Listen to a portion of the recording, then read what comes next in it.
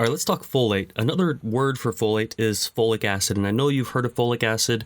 If you've taken your OB Peds course or if you're an OB nurse, you know folic acid really well.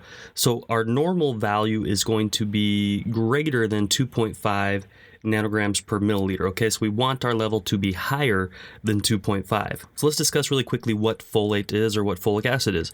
It's a water-soluble vitamin, and it's produced by bacteria in the intestines. And it's actually stored in very small amounts within the liver. When we take folic acid in, or when we take folate in through cereals or through whatever we take it in, it's actually absorbed through the intestinal mucosa, and it's stored in the liver as well. And why do we need this? Why is it so important to us? Well, it's necessary for normal red and white blood cell function, okay? It's important for DNA replication. It's an incredibly important component of DNA replication, actually, and it helps with cell division.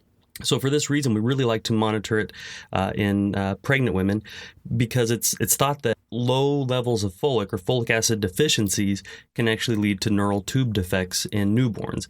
And neural tube defects are things like spina bifida. So the reason this test is going to be ordered, it's going to help in diagnosing certain types of anemia. Okay, it'll help with hemolytic anemias and megaloblastic anemias. If we have decreased levels, that's going to help us understand that this is either megaloblastic or hemolytic anemia. If we have elevated levels, this can actually be a sign that it may be pernicious anemia, and this would also be, we'd also have elevated levels with vitamin B12 deficiencies. We may also look at our folic acid level if we have a patient who's been on prolonged parenteral nutrition, and we want to determine how well is the nutrition working for this patient.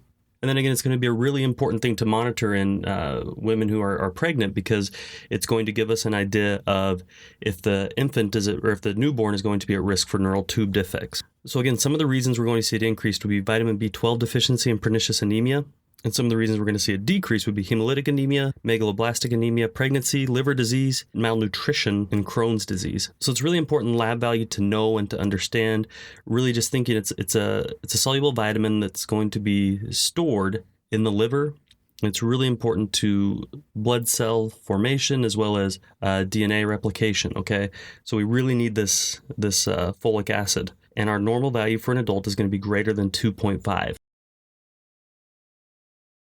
Thank you for listening to our podcast today. Nursing.com is the trusted learning hub of all future nurses, your secret weapon for passing nursing school with your sanity intact. We want to invite all our listeners to visit us online and take advantage of a special promo offer. Just head over to nursing.com/free. That's nursing.com/FREE, and check out the free resources and other goodies that we have there just for our podcast listeners. Until next time, go out and be your best self today. And as always, happy nursing.